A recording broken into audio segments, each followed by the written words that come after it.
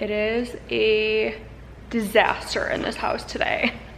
I am running the zoo today. I did get in my first workout on 75 hard, and I want to make a special video for you guys on how to get abs, because I do get questions on social media. Follow my IG, Lit and Faith.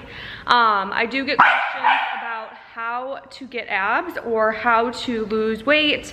A lot of you guys saw that, you know, I've had a pretty significant transformation. I used to do bikini shows, ended up falling off the, you know, bandwagon when I got sick with autoimmune, and now I'm back at it. So you guys know my story, I don't have to go too far into that. We're just gonna talk today all about the abs, okay?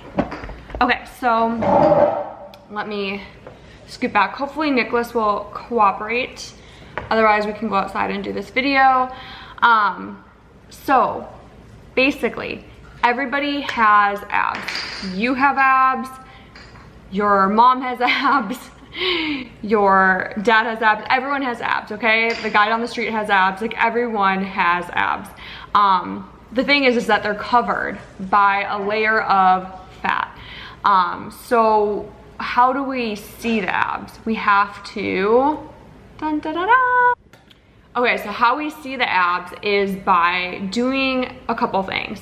The first is you definitely want to make sure that you are in line with your food for your health goals. So what I mean by this is if you count macros within a calorie range, if you're looking to put on muscle like I am, I'm obviously not going to be cutting calories. I'm actually going to be slightly increasing calories, but it's important to know your basal metabolic rate. And what that is that's the amount of calories that you burn no matter what. So if you were to sit on the couch over here and be a couch potato, you're gonna burn the same amount of calories doing that as, you know, doing nothing, like sleeping all day. Your body requires energy to function. It's how our bodies function. They require energy, and energy is a calorie. So a calorie is a measurement of energy. So when we think about it like this, you're eating for energy, correct? Correct. You're eating for fuel for your body. So making smart decisions is really key to starting to shred down and start to see the changes in your body that you want to see. Now, better said than done. How do we go about doing this? First is first, increasing your lean protein intake. This is really important because a lot of people like just think, oh, well, eat, you know, a certain amount of calories, but they're not quite making proper decisions when it comes to eating the kinds of calories that are going to give them the results they want. Now, you can increase your basal metabolic rate by doing things like lifting heavy weights. That way you're allowed more calories throughout the day to function. Or what you could do is start walking more, or, you know, taking the stairs instead of the elevator, things like that are going to increase your caloric rate. Doing things like cardio don't really increase your caloric rate a ton unless you're running, you know, for distance or doing lots of like cardio HIIT workouts. But they're not really going to increase your basal metabolic rate by much. The best way to do that is by lifting weights and eating. So lift heavy weights. You're not gonna look like a shredded bodybuilder by lifting heavy weights. Do I look like I do steroids? No, because number one, I don't do steroids. Number two, I lift heavy-ish and I lift every single day, but I don't look like a man, okay? Like, I think a lot of people think that when they start working out, like especially women, when they start working out, they're scared they're gonna get bulky. Don't be scared of that. Like, don't be scared of that. You're gonna be fine, you're not gonna get bulky. People pay a lot of money to get bulky by using things like synthetic steroids and all of that stuff. If you are just eating right and you're working out, I promise you're gonna get lean muscle mass that you want. And I can always do a video on training if you guys want me to. Drop that down in the comments if that's something you're curious about and you want to know, hey, what does a training schedule look like?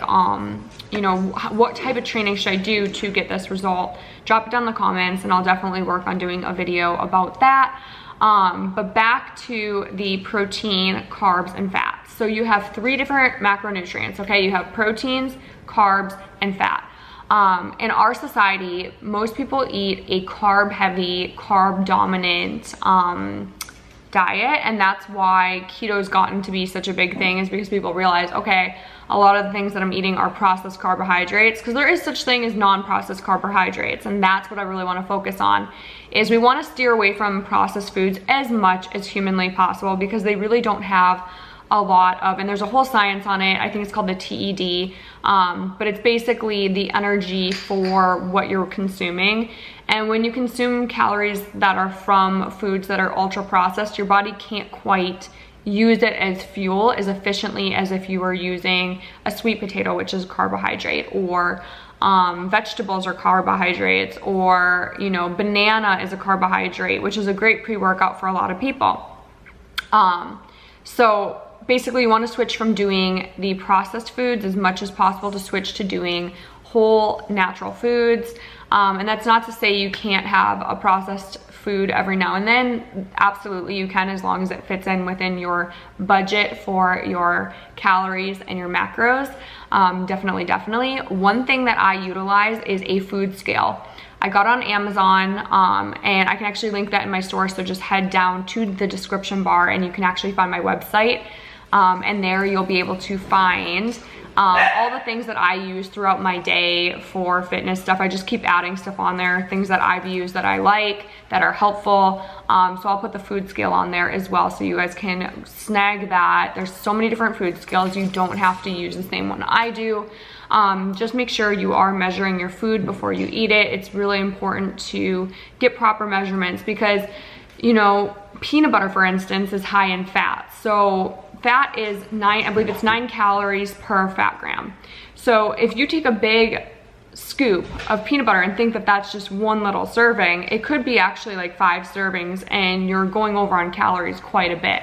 And actually I want to show you guys how this can play out, because I think this is really important for all of you who have fitness goals. It's really important to know that this can absolutely jeopardize a lot of your progress, is things like this. So I'm gonna go ahead and plug in peanut butter.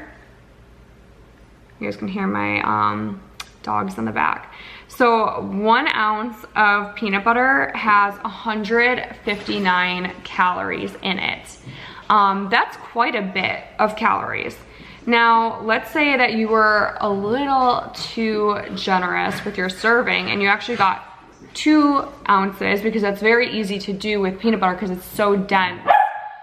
You're actually going to be getting in 319 calories, which can really offset your goals for the day. So a lot of times, hey guys, be quiet.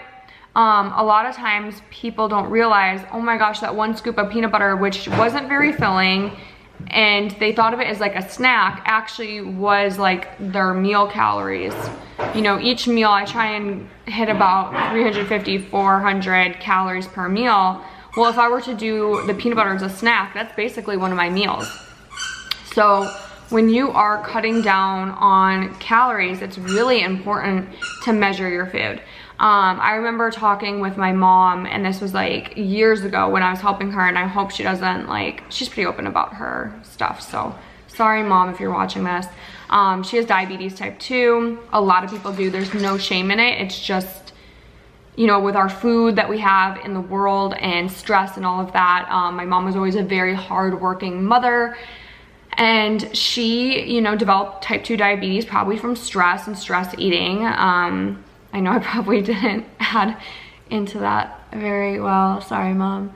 But basically, you know, she started tracking MyFitnessPal. I was working with her a couple years ago, and she looks phenomenal now. She's lost so much weight, and it's through, you know, being more mindful of the food she's consuming. I don't think she tracks her food anymore, but back then it was a tool that we used for her to be more mindful of what she was eating, and her mind was blown. She was like, I had no idea I was eating like 300 grams of carbs a day. And we finally got her underneath 100 grams of carbs per day. She was not eating as much processed foods. She's a pretty big advocate of eating, you know, whole foods, but she was eating lots of bread and crackers and things like that. And she realized that it was costing her in terms of health. And so she actually got underneath 100 grams of carbs per day, and she started seeing amazing results. So just doing the carb thing is not always the answer. You know, we do need carbs to live, and I think that's really important. You're gonna feel like absolute butt if you are eating 0 carbs. And so it's just being smart with your carbohydrates. And so my key for eating is really eating as much healthy food as possible.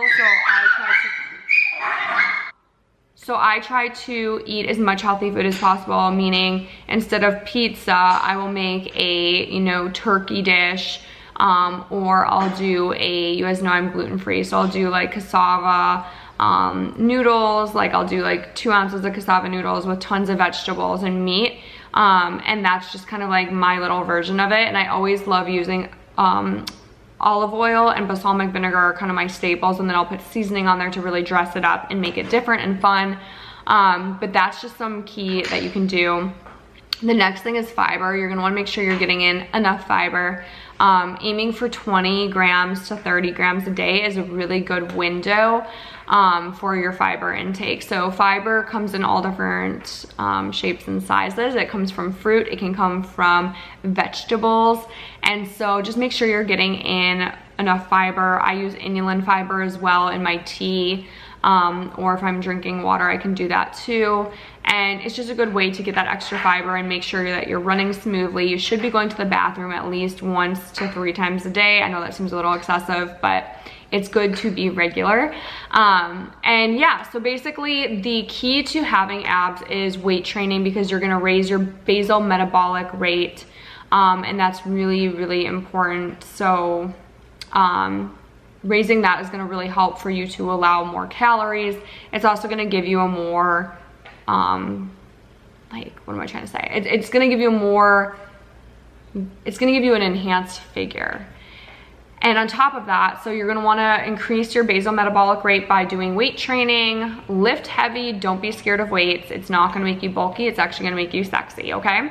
The next thing you're gonna wanna do is be mindful of the foods you're eating and weigh your food, pre-plan your food, and do not derail on weekends. Make sure that you are eating healthy foods that work towards your goals, such as like high fiber foods. Broccoli is incredible, especially for women, because it helps with estrogen balancing. And yeah, so food, training, and make sure you're drinking a ton of water. I drink 1 gallon a day minimum. Water really, really helps you to shuttle out toxins, stay hydrated. Your brain and body is like 74% water. It is so important that you stay hydrated for optimal body function. If you guys have any questions or comments, drop them below. I look forward to hearing from you, and I will see you in the next video.